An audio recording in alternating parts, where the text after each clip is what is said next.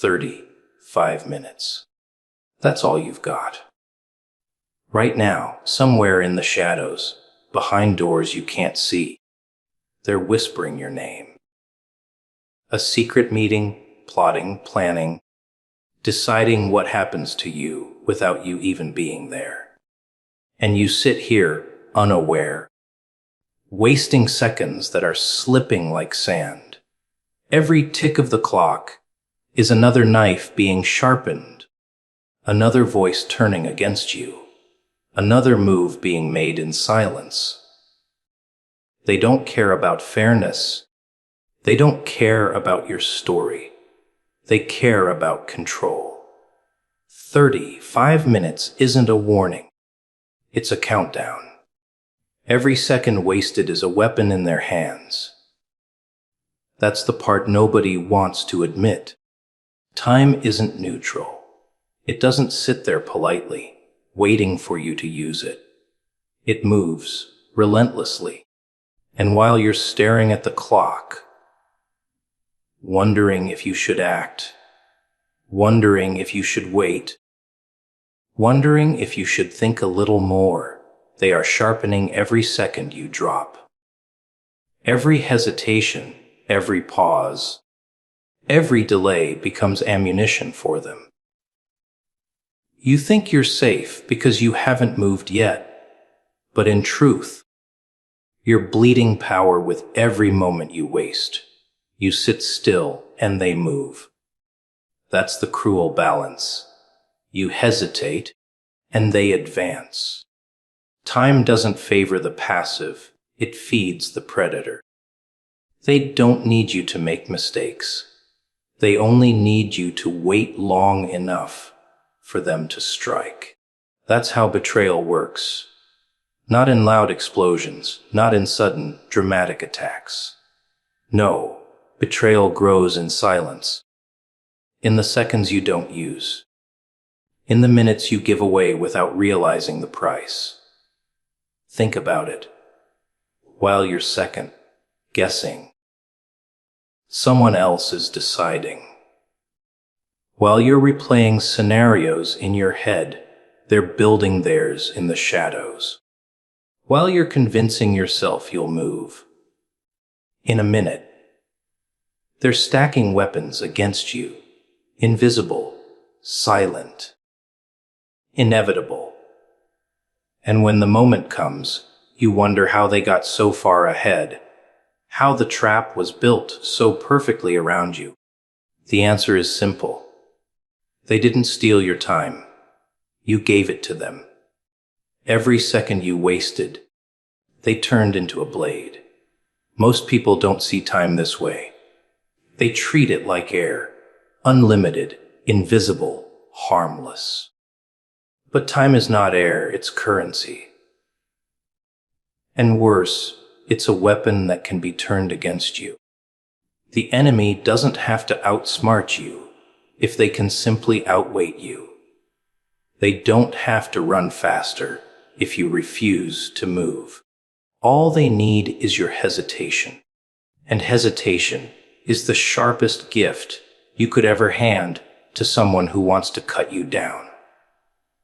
That's why wasted seconds sting so much when you finally wake up. You look back and realize it wasn't bad luck. It wasn't unfair odds. It wasn't even betrayal that broke you. It was time slipping out of your hands and into theirs. You thought you had control, but every moment you hesitated, every time you told yourself, not yet, you were arming them, giving them everything they needed to tear you apart. You ever notice how fast things change the moment you stop moving?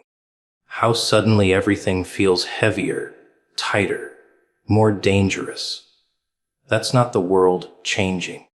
That's the cost of time you've wasted piling up. Every second is a choice. Move or bleed. Act or be acted upon. And when you choose to waste it, when you sit there, thinking you're safe in your stillness, You're actually giving them a free hand to write your ending. People love to say, patience is a virtue, but patience isn't always peace. Sometimes patience is a slow execution. Sometimes waiting is the trap. Sometimes standing still is the quickest way to be buried, because the clock doesn't care about your intentions. The clock only cares about what you do. And if you don't use the second in your hands, someone else will. They'll turn it against you, sharpen it, load it, and by the time you realize what's happening, you'll be staring at the very weapon you created with your silence. Every second wasted is a weapon in their hands, and the scariest part is that you'll never see it until it's too late. You'll convince yourself you have more time, that the meeting is far away, that 5 minutes is plenty. But the truth is, the countdown already started, and every second you waste doesn't just vanish. It switches sides. It joins them. It betrays you. It's theirs now, not yours. And when the clock hits 0, you'll find out the hard way exactly how sharp those seconds became. The meeting you don't see is the one that destroys you. Not the ones in front of cameras. Not the ones where they smile and shake your hand. Not the ones where they pretend everything's fine. No, the real danger is always behind the curtain. Closed doors, dim rooms, whispers too low for you to hear. That's where your name becomes a target. That's where your fate gets carved into stone without you even knowing the discussion exists. You walk around in daylight thinking you're safe, thinking silence means peace, but silence isn't peace, it's plotting. Quiet is the sound of knives being drawn where you can't see them. The louder they laugh with you, the quieter they sharpen against you. And by the time the noise reaches your ears, the decision has already been made. That's the cruelty of unseen meetings. They write your downfall before you even realize there's a story being written. The meeting you don't see doesn't ask for your input. It doesn't wait for your defense. It doesn't even need the truth. It feeds on shadows, on assumptions, on twisted words spoken when you're not around to cut them down. That's how enemies move. They don't always attack you to your face. They circle in darkness, deciding how you'll fall, so that by the time you notice the trap, it's already closed. Think about it. The most dangerous moves in history, the betrayals, the coups, the ambushes, they weren't shouted in the streets. They were whispered in corners. They were planned in silence. The victim never saw it coming because they thought danger would announce itself. But real danger never announces. Real danger doesn't walk through the front door. It hides, it waits, it organizes, and it strikes when you're least prepared. Ordinary minds believe the threats they see are the threats that matter. They argue with loud voices. They fight visible enemies. They spend their energy worrying about the noise. Meanwhile, the real destruction is being brewed in the unseen room. And when it arrives, when the unseen meeting's decisions finally spill into reality, the ordinary are caught blind, wondering how everything collapsed without warning. But the warning was there. It was in the silence. It was in the missing pieces. It was in the two perfect calm before the storm. You don't lose to what you see. You lose to what you ignore. And the meeting you don't see is the perfect weapon, because it robs you of time to respond. By the time the blade shows itself, it's already inside your ribs. By the time the truth reaches you, it's already too late to move. That's why unseen meetings are deadly, because they trade in secrecy. And secrecy is always stronger than visibility. But here's the real sting. You might think you're too small, too irrelevant, too ordinary for someone to meet in secret against you. That's the illusion. People plot against anyone who matters, and the second you become a threat, the room forms. The second your name carries weight, it gets whispered behind your back.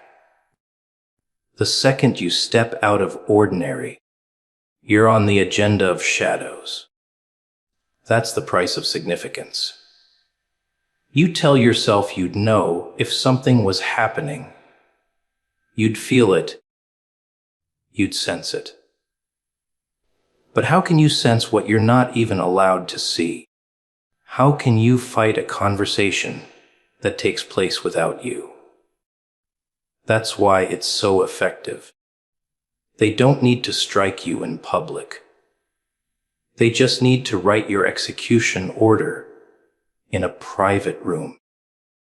And while you're living like nothing's wrong, your enemies are setting the stage for your fall. The meeting you don't see is the one that destroys you, because it teaches you too late that the real war is never on the surface. The smiles, the small talk, the noise, those are distractions. The true moves are made in the dark, where your name becomes currency, where your silence becomes weakness, where your absence becomes your undoing. And by the time you realize it, the walls are already closing in. Because what's decided in secret doesn't wait for your permission to become real. Silence is where betrayal breathes. People think betrayal is loud, dramatic, a scene played out with shouting, anger, the slamming of doors. But the truth is far uglier. Betrayal doesn't start in fire. It starts in the quiet. It grows in the pauses between words, in the things left unsaid, in the way eyes shift and voices soften when you walk into the room. Silence is never empty. It's heavy, crawling with secrets, suffocating with intent. And in that silence, loyalty starts to rot. You trust silence too much. You think if no one's speaking against you, then no one's moving against you. But silence is a mask. It hides the whispering. It conceals the plotting. It shields the hands already reaching for the knife. By the time you realize what that silence really meant, it's too late. The blade is already in your back. And the same silence that hit the betrayal now swallows your scream. It's in the silence where alliances shift, where those you thought were with you begin to wonder if they'd be safer against you. Silence gives them space to imagine, to doubt, to plan. The longer the quiet stretches, the more dangerous it becomes. Because silence isn't peace, it's incubation. And what grows in that dark stillness rarely comes out clean. It comes out sharp, poisonous, final. Think about it. Betrayal never announces itself with a trumpet. No traitor ever says, "I'm about to turn on you." No, they smile, they nod, they act normal. And then they go quiet, they pull back. They let the silence do the talking. And while you sit there comforted by the calm, They're using that very calm to sharpen their decision.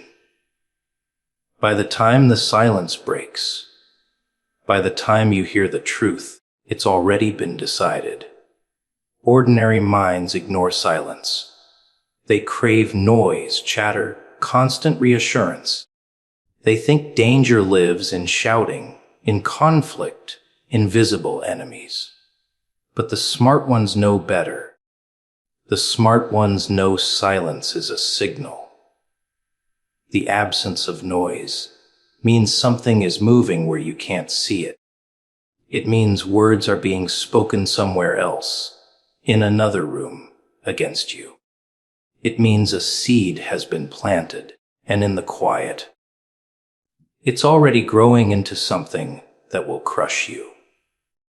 Silence is where betrayal breeds, because silence protects the betrayer. Noise exposes them, but silence keeps them hidden. They don't have to confront you if they can just avoid you. They don't have to fight you if they can let the quiet suffocate you first. And you, blinded by the comfort of calm, hand them the time they need. Silence gives them space to perfect the plan, to erase the evidence, to rehearse the lie. And when it's ready, they strike so clean that you never saw it coming. It's in the silence after laughter fades. It's in the pause when you ask a question, and the answer comes too slowly. It's in the way a conversation shifts when you walk in. Those little gaps, those little absences, that's where betrayal hides.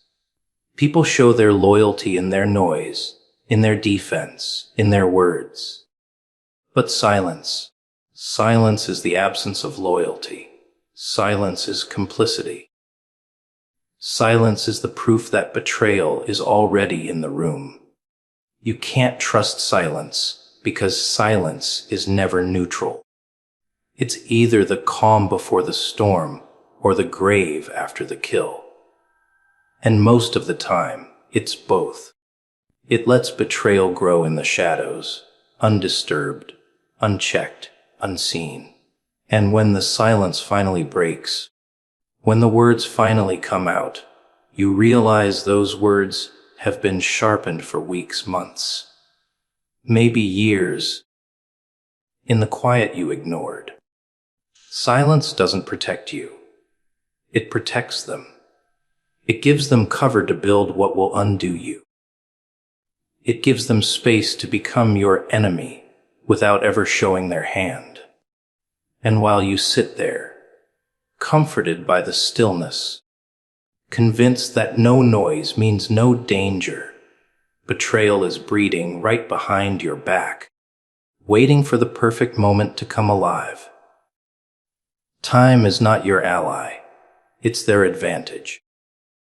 People like to believe time is on their side, that it heals, that it forgives, that it gives second chances.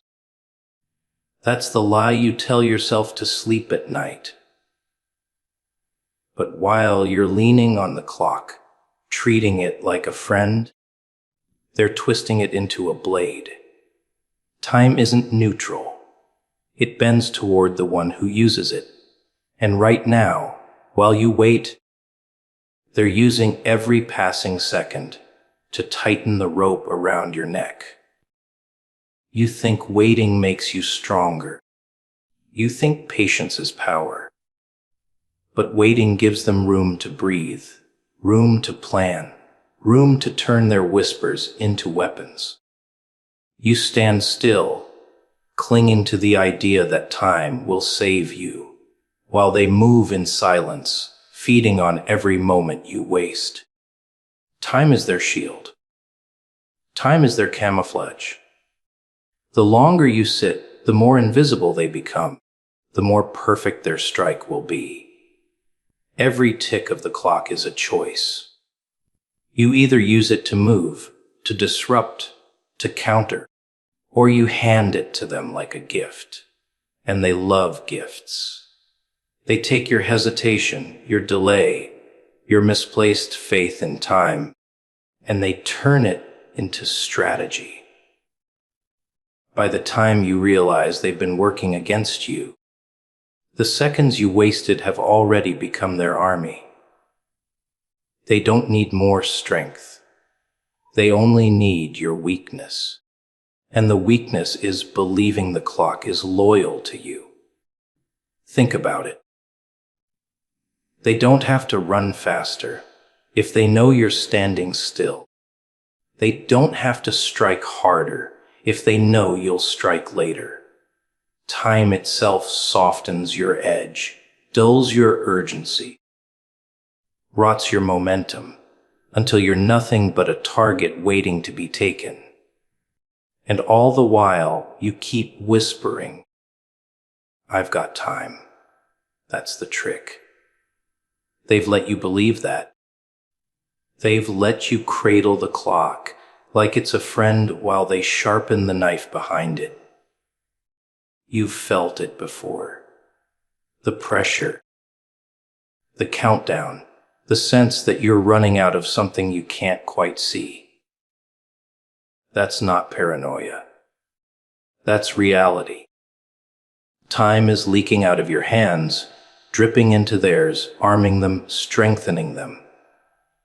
And you sit with the illusion that tomorrow will give you what you didn't take today. But tomorrow is a trap. Tomorrow is where the betrayed live. Tomorrow is the graveyard of urgency. Ordinary minds waste time because they think time belongs to them. They think they own the minutes, the hours, the days. But the truth is, time owns you. It owns everything. And the ones who understand that bend it to their will. They don't waste seconds. They don't play safe with minutes.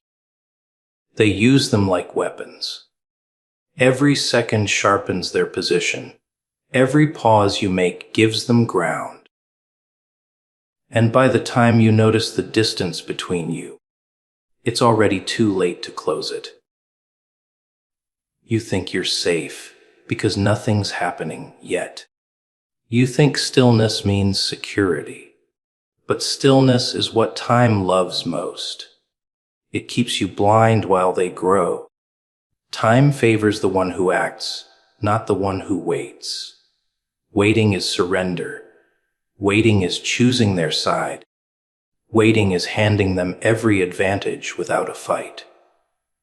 And the cruelest part, you won't even realize you've lost until the countdown hits 0, until the door slams shut, until time itself shows you whose side it was always on. Time is not your ally, it's their advantage. They don't need to move fast. They don't need to take risks. They only need you to keep waiting. They only need you to keep believing the clock is yours. Because the longer you wait, the stronger they become. And when time finally reveals what it's been building for them, you'll see the truth. Every second you thought was safe was already sharpening the blade they're about to use. 5 minutes can rewrite your entire fate. Not years, not decades, not lifetimes. 35 minutes. That's all it takes for the world you thought was solid to collapse, for the truth you trusted to rot, for the plans you built to turn to ash. People think change happens slowly, with warning, with preparation, with neat little steps leading toward the shift. But the cruelest changes never come like that. They come fast. They come sharp. They come in the window of time you thought was too small to matter. That's the mistake everyone makes. They underestimate the clock. They think minutes are disposable, too small to carry weight. They waste them like scraps, never realizing those scraps can stack high enough to crush them. 30. 5 minutes is more than enough for betrayal to bloom, for plots to mature, for the knife to be positioned right behind your spine, while you sit here convincing yourself that half an hour means nothing. They're using it to rearrange your life without your permission. It doesn't take long to destroy someone. That's the terrifying truth. People imagine destruction as a slow burn, a crumbling over time. But fate doesn't need time.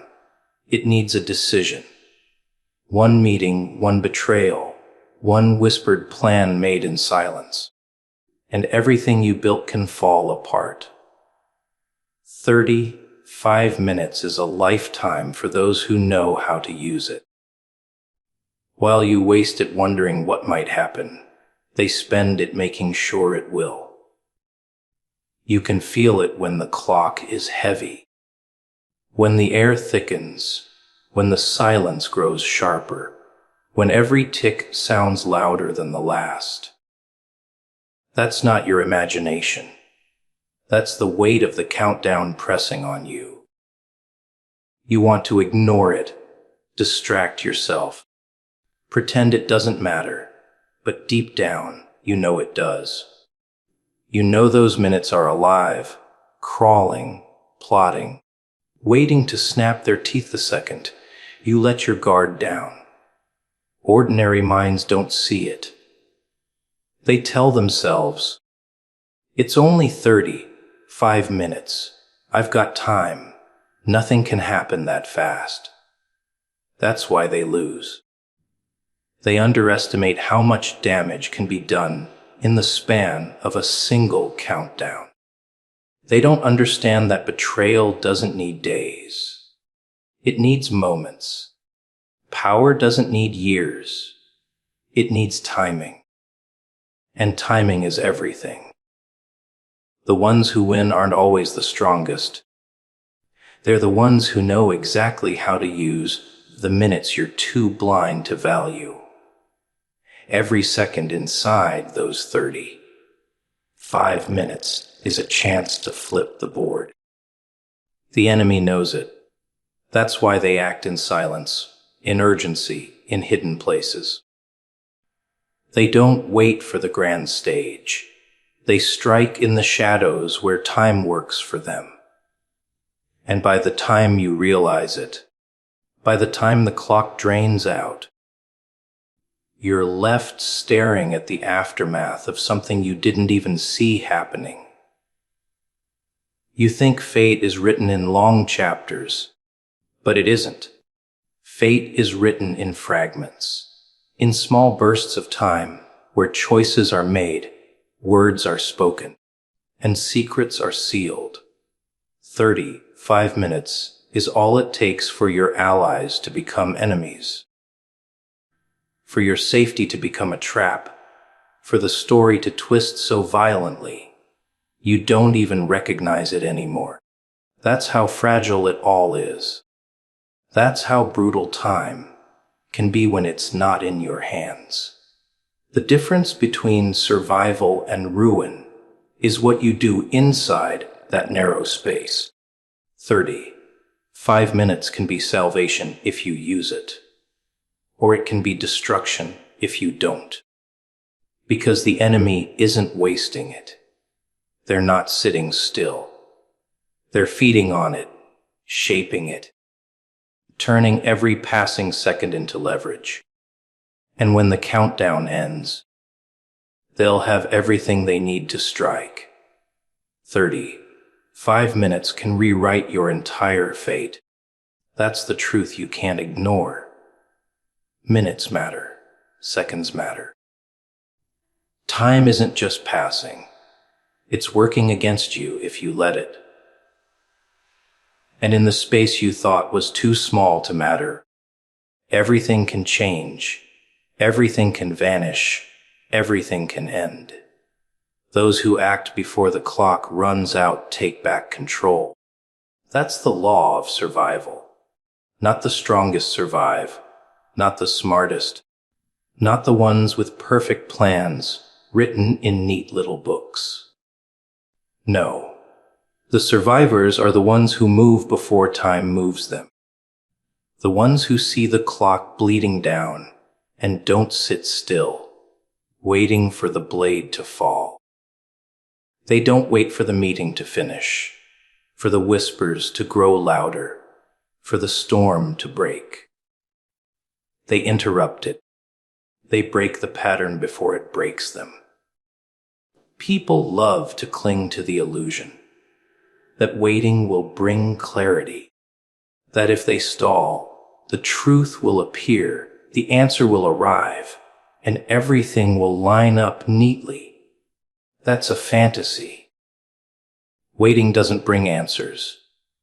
It hands over power. Waiting lets the enemy write your ending for you. The clock isn't loyal. It doesn't pause out of pity. It keeps moving, and with every second you hesitate, someone else is using that same second to tighten their grip. Control isn't given, it's taken. And it's taken in moments, not in lifetimes. Those who wait for the perfect opportunity end up buried under the weight of wasted chances. Those who act, even if the move isn't clean, even if it's messy, at least grab the wheel while the others are too scared to touch it. The clock doesn't care about neatness. It cares about movement. It rewards those who disrupt the silence before it hardens into chains. Think of it like a storm gathering on the horizon. You see the clouds rolling in, the air thickening, the rumble starting low. Most people wait. They hope maybe the storm will pass on its own. Maybe it won't hit them. Maybe it'll lose its edge. But the storm doesn't care what they hope. It's coming, and it's growing, and by the time it arrives, they're too late to prepare. The ones who move before the first raindrop falls are the ones who don't drown. The ones who run into the chaos early are the ones who carve a path while everyone else is frozen. You can't rewrite time, but you can hijack it. You can flip the script before it's finished, tear the page before it's read aloud. That's what acting before the clock runs out really means. It means stealing momentum before it crushes you.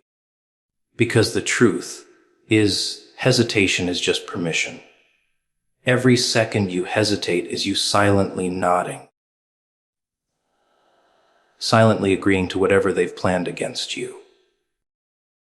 And once you've handed over that permission, once you've let them build their story, it's almost impossible to take it back.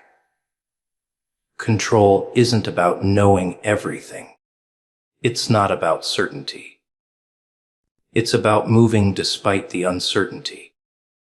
Acting before the picture is clear. Striking before the room is quiet.